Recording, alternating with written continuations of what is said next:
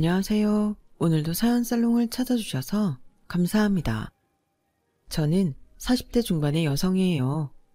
왜 부모 자식 간에도 궁합이 있다고들 하잖아요. 내 엄마 내 아빠인데도 성격이 잘 맞지 않는 사람들도 있으니까 나온 말인 것 같아요. 저의 경우에는 그냥 안 맞는다 정도가 아니고 전생의 원수가 아니었나 싶을 정도로 아빠와 사이가 안 좋았어요. 특별한 사건이 있거나 크게 싸운 일이 있었던 건 아니지만 일상에서 사사건건 부딪히는 게 많았거든요. 제가 다 커서 그랬다면 몰라도 중학생 즈음부터 그랬어요. 처음에는 엄마는 제가 사춘기여서 그러려니 하셨다고 해요. 하지만 제가 대학에 가고 또 나중에 직장에 들어가서도 나아지기는커녕 아빠와 더 갈등이 많아지자 엄마도 한숨을 쉬며 이렇게 말씀하셨어요. 자식하고도 사주팔자 관계가 있다더니 윤지 너하고 네 아빠를 보면 딱 그렇다. 어떻게 그렇게 안 맞는지 원. 이제 와서 생각해보면 제가 아빠와 그렇게 된 건 어릴 때부터 흔한 칭찬 한 번 못 듣고 자라서인 것 같아요. 아빠는 제 친구들의 부모님보다 더 엄하셨고 흔히 아빠들이 딸한테 공주님이라고 하며 더 예뻐한다는 애정 표현도 저는 단 한 번 받아본 적이 없었거든요. 오히려 어린 마음에 아빠 생일에 정성껏 돈을 모아 선물을 준비해도 하나하나 뜯어보며 냉정한 말씀만 하셨어요. 이건 아빠가 쓰기에는 너무 싼 물건이야. 싸다고 꼭 다 나쁜 건 아닌데 이건 값에 비해 너무 저렴하게 만들었어. 어린 아이가 물건을 보는 눈이 있으면 얼마나 했겠어요. 그럼에도 아빠는 기분 좋다거나 고맙다는 빈말 한 번 없이 그런 식으로 일일이 지적을 하셨어요. 그런 데에서 온 서운함이 제가 사춘기 때부터 터지기 시작했고 자식이 부모한테 자기 생각을 따박따박 말하는 걸 받아들일 수 없으셨던 아빠와는 사이가 갈라질 수밖에 없었던 것 같아요. 전 항상 아빠가 다정하게 이름을 불러주고 손도 잡아주고 가끔 학교에도 데리러 오는 친구들을 보면 그렇게 부러울 수가 없었어요. 물론 엄마가 잘해주시긴 했지만 엄마도 너무 엄한 아빠의 눈치를 보느라 길을 펴고 사신 건 아니었거든요. 고등학교 3학년 때에는 대학 입시 때문에 공부할 게 많으니까 늦은 보충 수업 시간에 맞춰서 학교까지 데리러 오는 아빠들이 종종 있었어요. 엄마들이 데리러 오기도 했지만 저는 두 분 다 오시지 않았기 때문에 늘 혼자서 쓸쓸하게 버스를 타러 가야만 했어요. 아빠가 고3이면 다 컸는데 뭘 데리러 가냐며 엄마도 못 나오게 하셨거든요. 그렇기 때문에 저는 늘 부러움과 쓸쓸함을 안고서 부모님이 데리러 오는 아이들을 지켜보곤 했죠. 아빠는 부모님이 일찍 돌아가셔서 혼자서 모든 걸 헤쳐나가며 가정을 꾸리셨기 때문에 아빠가 그러시는 게 이해가 안 되는 건 아니었어요. 제가 섭섭함을 표시할 때마다 엄마도 이렇게 말씀하시곤 했어요. 아빠는 중학생 나이에 부모님이 돌아가셔서 아래로 줄줄이 있는 동생들 가장 노릇까지 하며 학교 다 졸업하고 지금 가기까지 갖게 되신 거야. 아빠는 윤준이가 어리광 피우기보다 더 어른스럽게 자라셨으면 해서 엄하게 하시는 거지. 결코 너를 사랑하지 않아서 그러시는 게 아니야. 머리로는 저도 알고 있었지만 마음으로 받아들이기는 어려웠어요. 초등학교 때에는 아빠가 저를 보며 웃는 얼굴을 보고 싶어서 학교 끝나고 일부러 부모님이 하시는 식당에 간 적도 있어요. 엄마와 일하는 분들은 제가 오면 환한 얼굴로 웃으며 반겨주곤 하셨지만 아빠만은 그러지 않으셨어요. 이렇게 불쑥불쑥 찾아오는 거 아니다. 여기는 엄연히 아빠가 일하는 직장이야. 아무 때나 들락날락 해도 되는 데가 아니라고. 너도 5학년이 됐으니 이제 그 정도는 알아야지. 그 말을 듣고 정말 서럽게 울며 집으로 돌아갔던 기억이 생생해요. 엄마는 저를 그렇게 돌려보냈다고 아빠와 싸우기까지 하셨고요. 웬만해서는 아빠를 다 이해하고 아빠 원하는 대로 해주셨던 엄마였는데 그렇게 다투기까지 하신 거 보면 엄마도 꽤나 속상하셨던 것 같아요. 그렇게 늘 아빠의 사랑을 그리워하다가 마음을 접게 된 건 중학생이 되고 난 후였어요. 제가 사춘기가 됐다고 무조건 아빠한테 반발하고 마음이 안 맞아서 틀어지게 된 건 아니고요. 제가 지역 청소년 미술대회에 나가서 2등을 하게 된 게 결정적 계기였어요. 그래도 지역에 있는 중고등학생들이 참가한 대회인데 거기서 2등이면 잘했다고 해줄 만도 하잖아요. 하지만 아빠는 그럼에도 냉정하기만 하셨어요. 원래 그런 상은 다 돌아가면서 주는 거야. 네가 이번에 처음 참가한 사람 중에 좀 나은이 받은 거지. 다음에는 이렇게 쉽게 받지 못할 거다. 그러니까 네가 잘했다고 너무 뻐기고 다니지 마라. 다음에는 이번에 상 못한 애들이 받을 테니까. 그 말에 저는 밥을 먹다 말고 서름이 터져서 통곡을 하고 말았어요. 아빠는 그런 말들을 아침 식사 시간에 하실 때가 많았거든요. 제가 펑펑 울며 그치지를 않자 엄마는 저를 안아주셨어요. 윤주야, 아침부터 이렇게 울면 학교에 어떻게 가? 울지 마. 응? 엄마가 잘했다고 해줬잖아.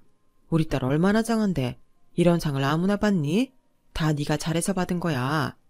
당신은 아침부터 말을 꼭 그렇게 해야 돼. 애가 섭섭할 만도 하지. 그냥 잘했다고 한마디 해주는 게 그렇게 어려워? 아빠도 쉽게 울음을 그치지 않는 저를 보고 당황하신 것 같았어요. 그냥 자만하지 말고 더 열심히 하라는 뜻에서 말한 건데. 허참, 네가 너무 그러니까 아빠도 난감하잖아.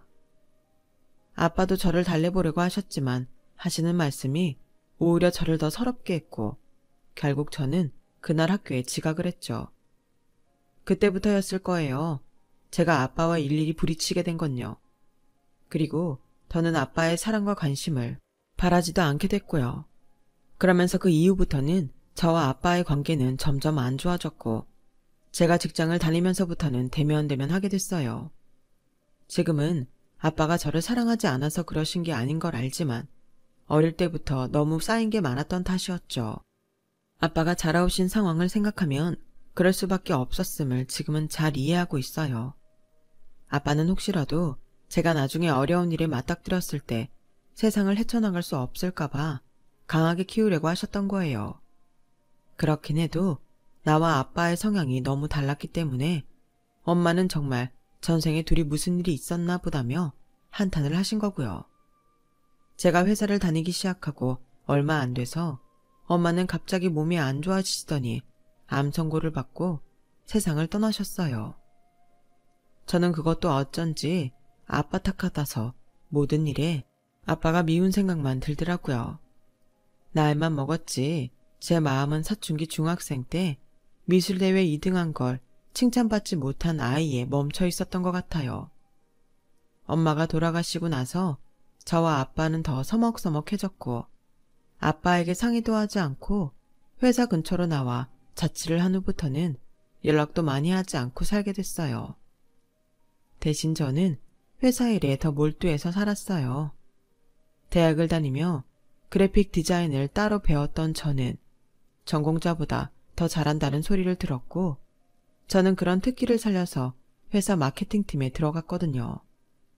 거기서도 누구보다 잘하기 위해 밤을 새워가며 일하고 최고의 디자인과 시안을 뽑아내려고 안간 힘을 썼어요. 팀장이나 그보다 더 윗분들은 말할 것도 없고 같은 팀에서도 저의 결과물을 항상 칭찬했어요. 저는 그렇게 아빠에게 받지 못한 관심과 엄마가 돌아가셔서 외로워진 제 마음을 채우려고 했나 봐요. 어쨌든 제가 열심히 한 대가는 저한테 돌아왔지만 그렇다고 해서 아빠의 사랑의 자리가 메워진 건 아닌 듯 했어요. 저는 한동안 아빠와 거리를 두고 거의 남남처럼 살았어요. 그렇다고 해서 아빠를 무시하며 산 건 아니었어요. 마음속 어딘가에서는 늘 아빠를 그리워하는 마음이 있었던 것 같아요. 저는 아빠의 사랑을 대신해줄 남자를 찾으려고 소개팅 같은 것도 많이 했고 늘 누군가를 사귀려고 했어요. 그러다가 남편을 만나게 됐죠. 바로 전에 만나던 남자와 헤어지고 2달쯤 됐을 때였어요. 사실 저는 항상 연애를 길게 끌고 가지 못해서 언젠가부터는 가벼운 마음으로 조금 만나다가 끝내자는 마음을 갖게 됐거든요.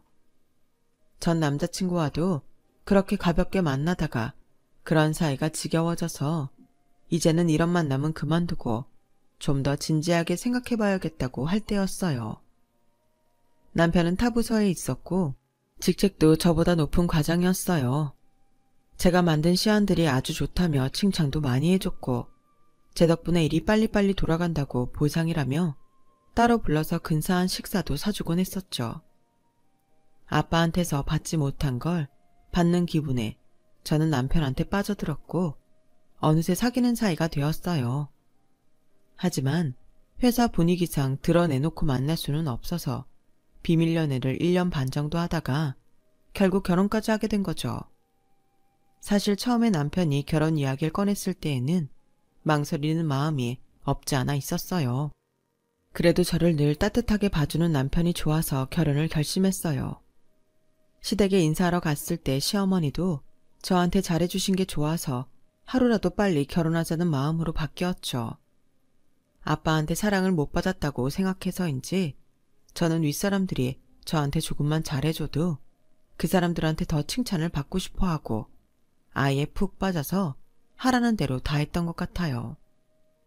아빠는 남편과 함께 인사를 하러 갔더니 조금 놀란 눈치였지만 그래도 남편을 잘 받아줬어요. 윤주가 좀 부족한 데가 있더라도 자네가 잘 감싸면서 살게나. 부부는 그러면서 사는 거야.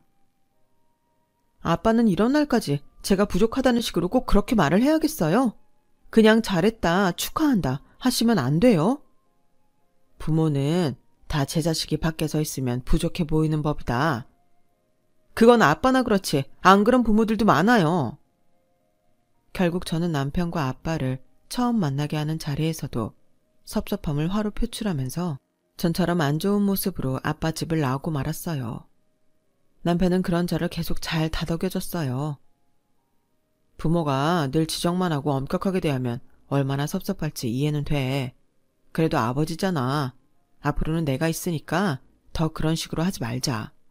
우리가 같이 잘해드리자. 저는 별 수 없이 알겠다고 했지만 마음의 섭섭함은 쉽게 가시지를 않더라고요.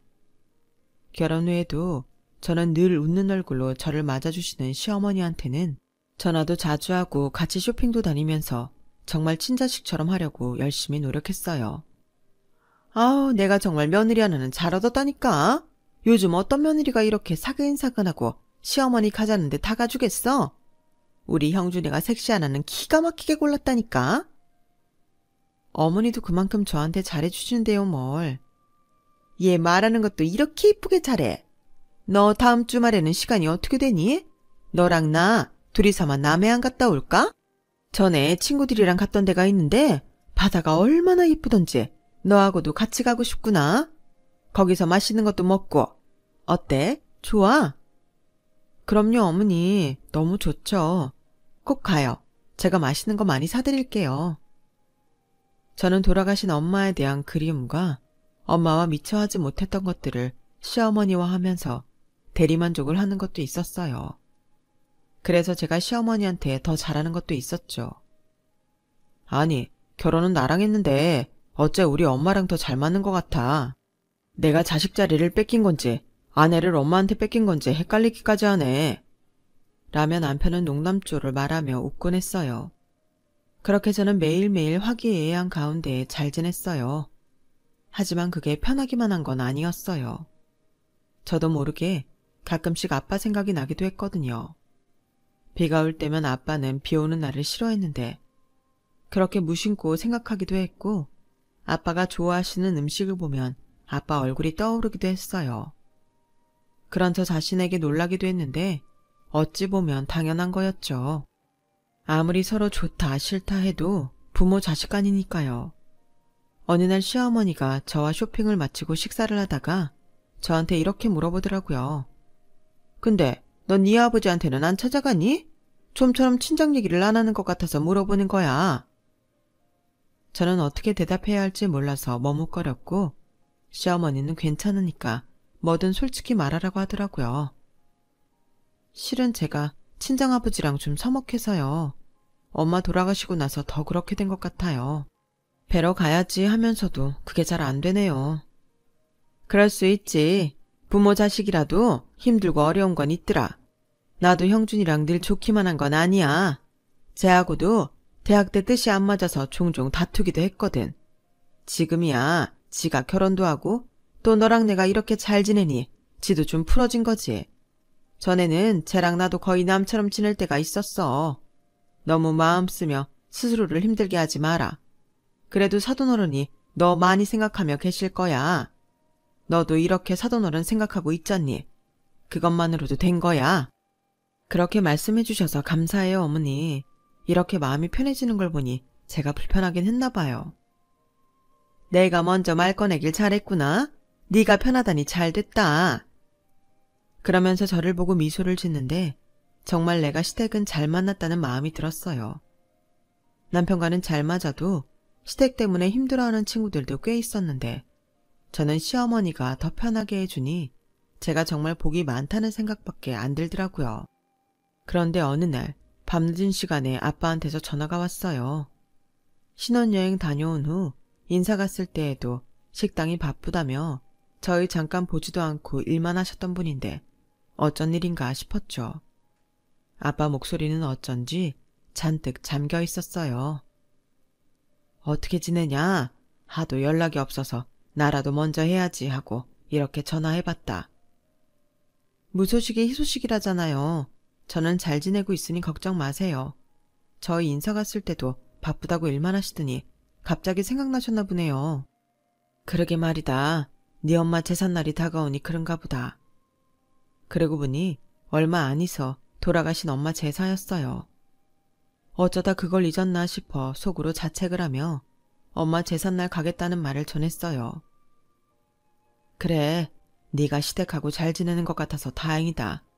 김서방도 너한테 잘해주는 것 같고 내가 못해준 걸 김서방하고 결혼해서 받으니 정말 잘 됐다.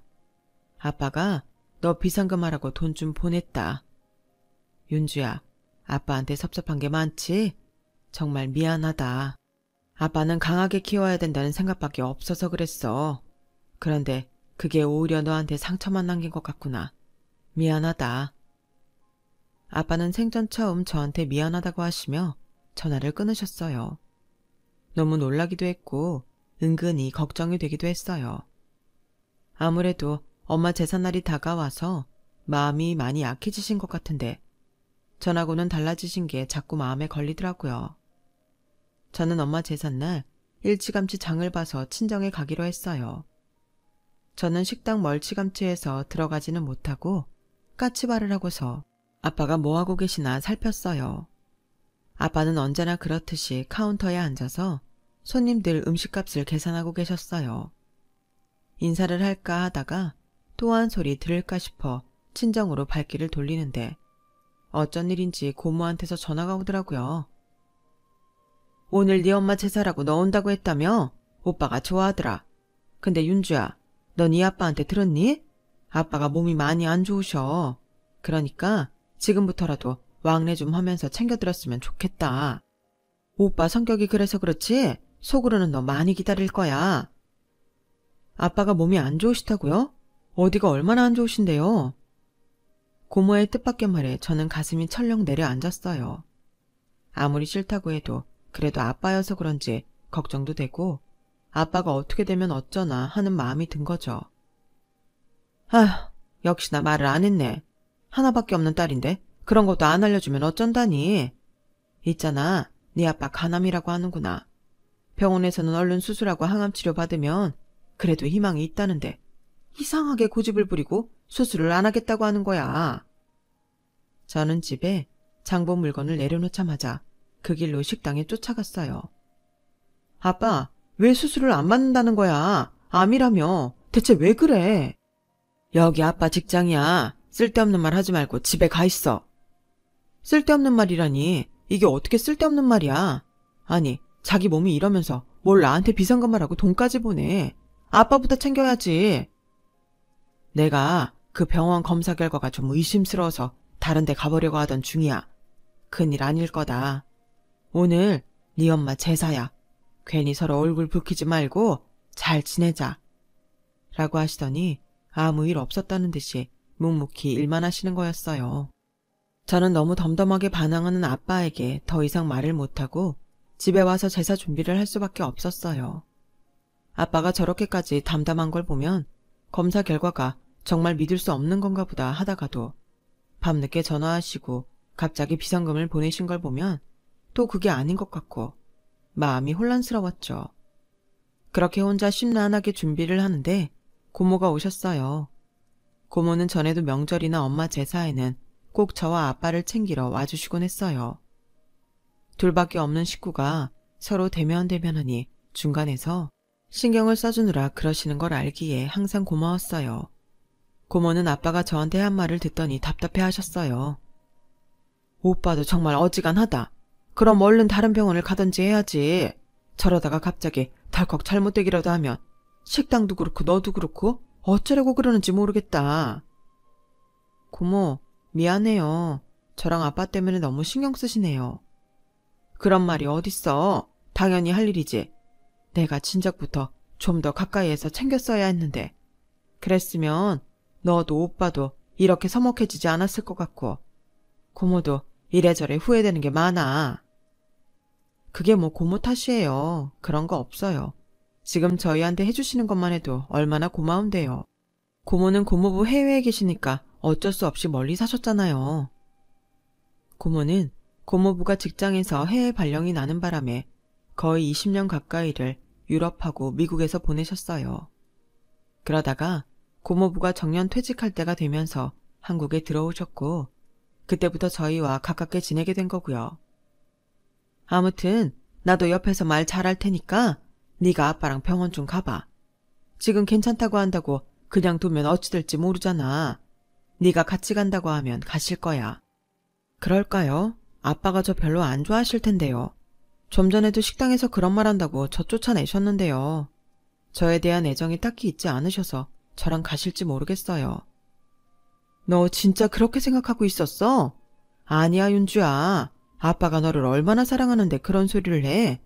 그동안 나 외국에 있을 때 연락하면 그저 네 자랑하느라고 시간 다 보내고 내 이야기는 제대로 하지도 못했다. 네가 그렇게 그림을 잘 그렸다며? 그래서 중학생 때 상도 받고 2등인데 네가 1등이었어야 된다고 어찌나 심사위원들 욕을 하던지 내가 아주 질렸다니까. 아빠가요? 설마요. 저한테 다 주는 상이라고 그러셨는데요. 아니야. 오빠가 워낙 어린 나이부터 나랑 내 밑에 동생까지 챙기며 살아서 옛날부터 군기 잡는 게 버릇이 됐을 거야. 안 그러면 우리가 말을 안 들었으니까. 그렇다고 너를 사랑하지 않고 자랑스러워하지 않은 게 아니야. 네가 그렇게 디자인도 잘한다고 아주 입에 침이 마르게 자랑만 하신다. 고모부랑 우리 애들도 네가 뭐 만들었는지 다 알고 있을 정도라니까. 저는 너무 놀랐고 어안이 벙벙했어요. 그토록 아빠의 정을 바랐고 인정받기를 원했는데 저한테만 표현을 못하셨을 뿐 저를 굉장히 자랑스러워 하셨다는 말에 제가 모든 걸 오해하고 산 것 같았거든요.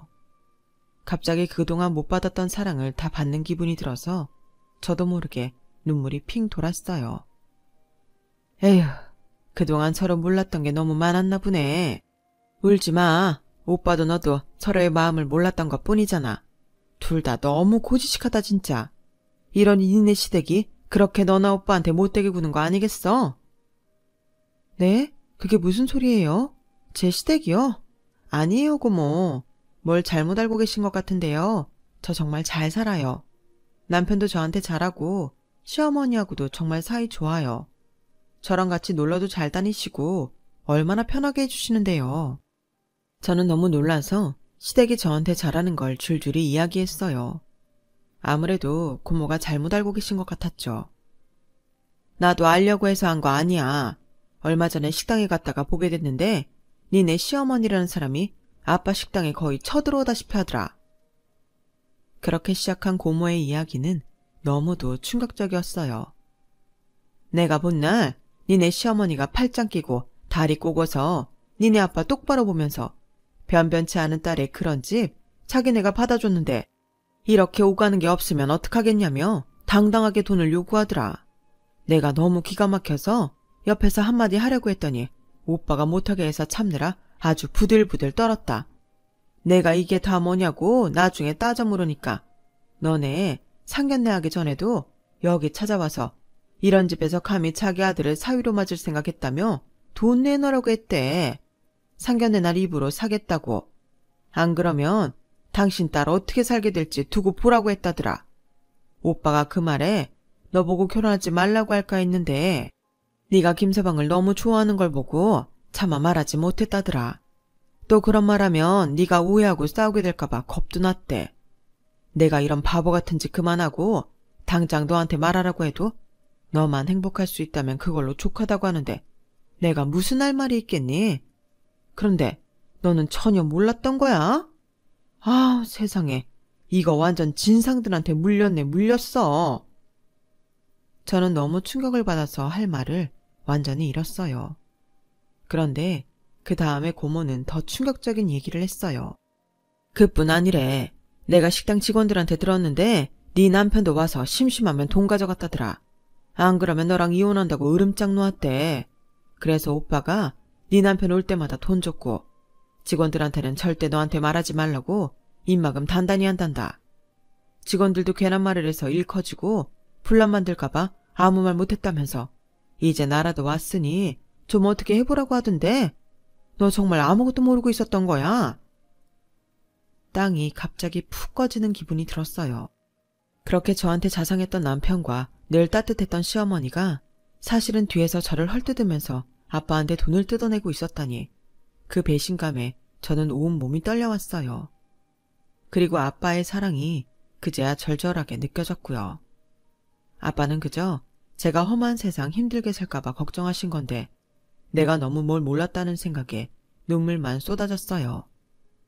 지금까지 저를 이용하는 사람들한테 마음을 쓴 것도 수치스러웠고요. 고모는 우는 저를 달랬고 저도 감정을 추스르고 밤에 아빠가 들어오시자 저랑 같이 병원에 가자고 했어요. 나 아빠까지 없으면 진짜 고아야. 나 고아 만들고 싶어? 그러니까 내일이라도 당장 병원 가자. 제발 부탁이야. 응? 아빠가 널 왜 고아를 만들어? 아빠 앞으로 몇십 년도 끄덕 없어. 그러니까 확실히 검사 받자. 제발. 응? 알았다. 뭘 그렇게 울기까지 하냐? 검사 받을게. 아빠는 결국 제 눈물에 고집을 꺾고 병원에 가기로 하셨어요. 저는 다음날 바로 대학병원 제일 빨리 예약되는 곳을 잡았고 아빠와 함께 병원에 가게 됐어요. 검사를 위해 입원하게 된 아빠 옆에 있으면서 저는 처음으로 제 마음을 털어놓을 수 있었어요. 나는 아빠 사랑을 못 느껴서 너무 오랜 시간 아빠의 진심을 오해하고 있었나 봐. 이제는 우리 서로 오해 없게 진심을 이야기했으면 좋겠어. 아빠는 네가 나약해지면 안 된다는 생각만 했더라. 그러다 보니 여기까지 오게 된 것 같아. 내가 미안했다, 윤주야. 그렇게 저와 아빠는 마음을 풀었고 아빠는 재검사를 받으셨어요. 역시나 간암이 맞기는 했지만 이전 병원에서 말했던 것처럼 심각한 상태는 아닌 것 같다고 하더라고요.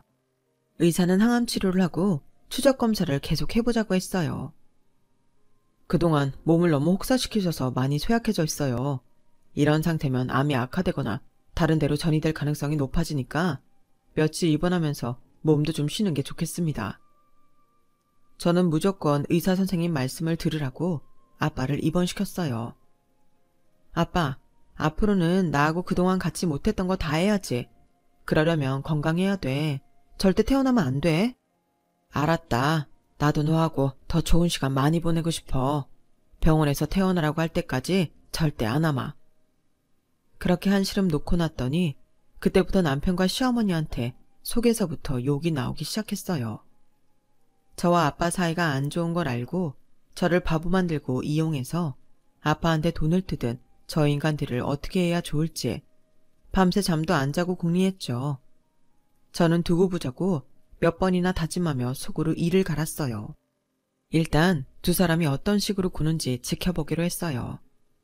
먼저 아빠가 간암이어서 제가 같이 가서 입원 소속을 밟고 지금 병원에 계시다는 이야기를 남편한테 넌지시 해봤어요. 그랬더니 남편은 눈 하나 꼼짝 않고 이러는 거였어요. 요즘 그런 정도로 입원도 하나? 그리고 뭘 그런 비싼 대학병원에 갔어. 암 전문 병원 이런 데 가도 되고 아니면 좀 싼 종합병원도 있잖아. 아빠가 그동안 몸을 많이 혹사하셨대. 입원이 필요하다고 의사가 그러더라고. 저는 당장 한 대 치고 싶은 걸 가까스로 참으며 말했어요. 그런 거 다 병원에서 돈 벌려고 하는 소리야. 의사가 하자는 대로 하면 그게 호구되는 길이야. 이게 진짜 내가 지한테 호구됐다고 정말 호구인 줄 아나. 그 말이 턱 밑까지 차오르는 걸 애써 누르고는 그럴 일 없으니 염려 말라고 좋게 말했네요. 그리고 아빠는 일주일 후 퇴원하셨고 통원치료를 받으셨어요. 그리고 아빠 항암치료를 받기로 한 날이 돼서 따라가려고 했는데 느닷없이 시어머니한테서 연락이 왔어요. 내가 요새 몸이 너무 안 좋아서 어떻게 될 것 같은데 네가 와서 집 청소 좀 해줄래? 저는 너무 싫었지만 일단 시댁으로 갔어요. 저는 이불을 펴고 자리를 보전을 하고 누운 시어머니가 너무 꼴보기 싫고 가증스러워서 참을 수가 없었어요. 그런데 조금 있다가 남편도 오더라고요.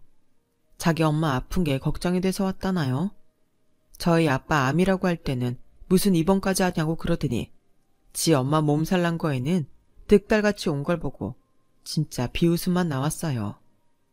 저 사기꾼 모자를 보고 있자니 정말 속이 뒤틀리는 것 같았죠. 시어머니는 남편이 오자 갑자기 이런 말을 하더라고요. 근데 말이다. 니네 아버지는 그렇게 아프시면서도 앞으로 식당 어떻게 하겠다 그런 말씀이 없으시네?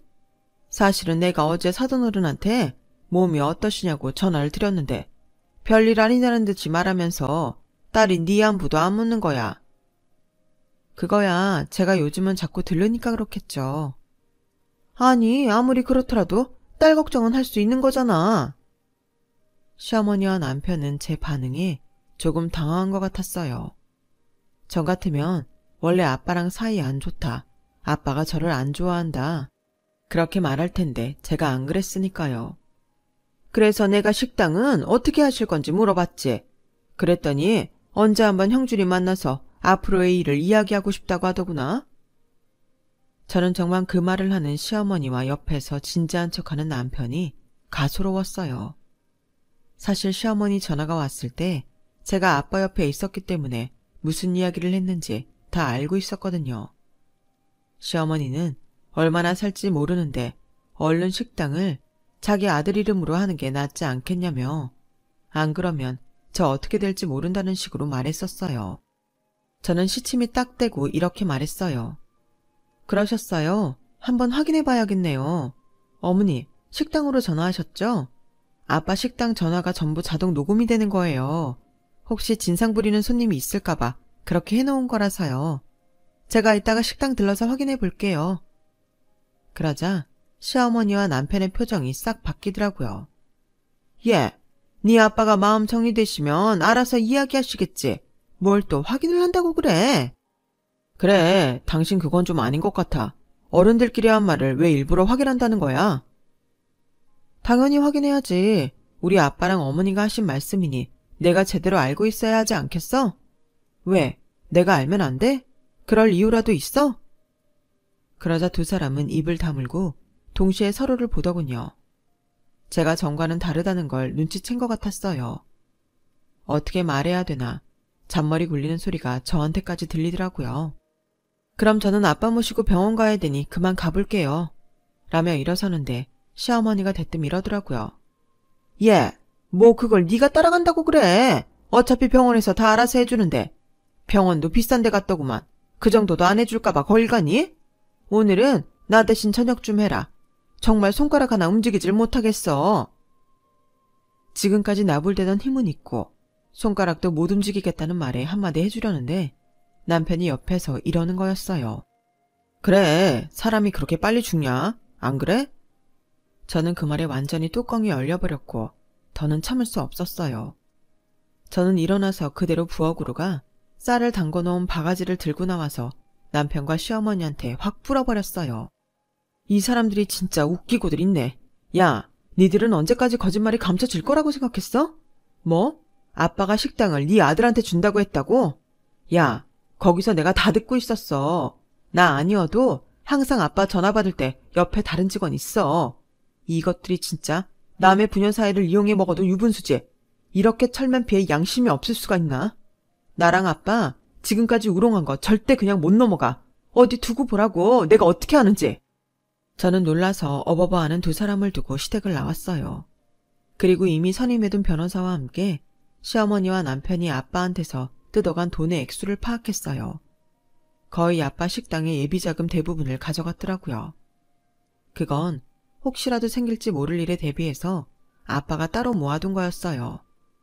식당이 잘 되니 규모를 늘리려는 계획도 있었기 때문에 적당한 때를 봐서 그 돈으로 식당을 확장하려고 했다는 걸 고모한테서 들었거든요.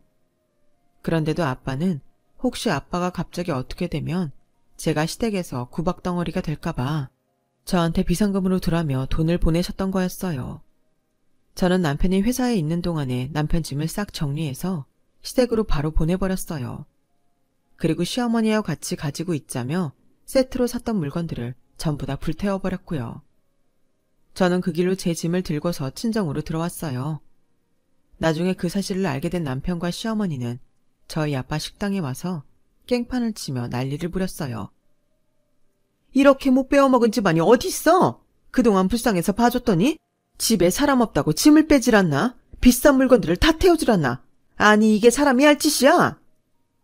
이봐요 할머니, 그럼 네가 한 짓은요. 부녀 사이 서먹한 거 이용해서 아빠한테는 딸 잘 살게 하고 싶으면 돈 내놓으라고 협박하고 남편이라는 새끼도 앞에서만 살살거리고 뒤로는 장인한테 돈 다 받아내고 그것도 모자라 아픈 사람 빨리 나으라고 하지는 못할 망정 식당을 꿀꺽하려고 나한테 거짓말까지 했잖아. 그래놓고 지금 여기가 어디라고 와서 이 난리야? 우리 식당 얼마 전에 CCTV 달았어. 니들 지금 이러는 거 다 찍혔거든? 우리 고모부가 땡땡 임원이라 엄청 센 변호사 붙여줬는데 어디 한번 해볼래? 할머니가 아빠한테 전화로 네 아들한테 식당 넘기라고 한 녹음까지 전부 다 변호사한테 넘겼거든? 그리고 김영준 너도 우리 아빠한테 당장 무릎 꿇고 잘못했다고 싹싹 빌어. 안 그러면 나 이거 회사에 전부 까발릴 거니까.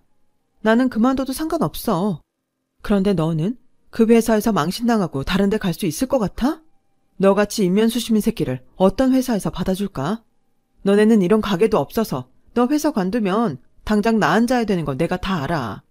그동안 우리 아빠한테서 받아간 돈도 도박하고 여행 가고 사치하느라 다 썼잖아. 사람들이 머리가 나쁜 건지 그 정도도 못 알아낼 줄 알았나 봐? 지금 우리를 협박하는 거냐? 그동안 가족으로 대해준 우리한테 이게 네가 할 짓이야? 라고 시어머니가 적반하장으로 나오더군요. 그러자 고모가 주방에서 커다란 물량동이를 들고 나와 시어머니와 남편한테 부어버렸어요. 야, 니들 엊그제도 쌀바가지 뒤집어 썼다며. 어디서 행패야. 여기 있는 사람들 다 니네가 한 짓 알고 있어. 여기 니네 구역이 아니라고. 그제서야 시어머니와 남편은 정신이 들었는지 주변에서 살벌하게 자기들을 쳐다보자 그대로 꽁무니를 뺐어요. 두 사람은 우리가 보낸 변호사의 말을 듣더니 자기들이 완전히 망했다는 걸 깨닫고 그 다음부터는 저희한테 와서 싹싹 빌기만 했어요. 제발 우리 형준이 회사만 다닐 수 있게 해주세요. 그러면 뭐라도 하라는 거 다 할게요. 제발 회사에만 알리지 말아주세요. 네? 그럼 당장 우리 아빠한테서 가져간 돈부터 갚아요. 안 그러면 그냥 있지 않을 거예요. 하지만 두 사람은 돈이 없다며 계속 살려달라고 빌었고 저희는 변호사 앞에서 남편이 번 돈에서 매달 그 돈을 갚아 나가기로 각서를 쓰게 했어요. 그리고 그 각서를 공증받아 놓았죠. 한 번이라도 어기면 그 즉시 회사 인사과에도 알리고 제가 아는 모든 인맥을 다 이용해서 어떤 회사에도 발을 못 붙이게 할 거라고 조금 허풍을 섞어서 말했어요. 그래도 두 사람은 더는 찍소리 못하고 두말 없이 이혼장에 도장도 찍고 저와 남편은 그렇게 갈라섰어요. 그제야 저는 마음이 좀 후련해지는 것 같았어요. 하지만 얼마 안 가서 남편은 돈 갚겠다는 약속을 어겼고 저는 즉시 회사에 이 사실을 알리고 당시 생긴 지 얼마 안 된 사내 게시판에도 남편의 소행을 알리는 글을 썼어요.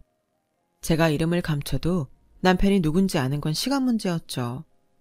결국 남편은 사람들 눈총에 회사를 그만뒀고 시어머니는 자기가 그나마 갖고 있던 작은 상가에 집까지 팔아서 저희 아빠 돈을 갚아야 했어요. 이후 아버지는 항암 치료를 열심히 받으셨어요.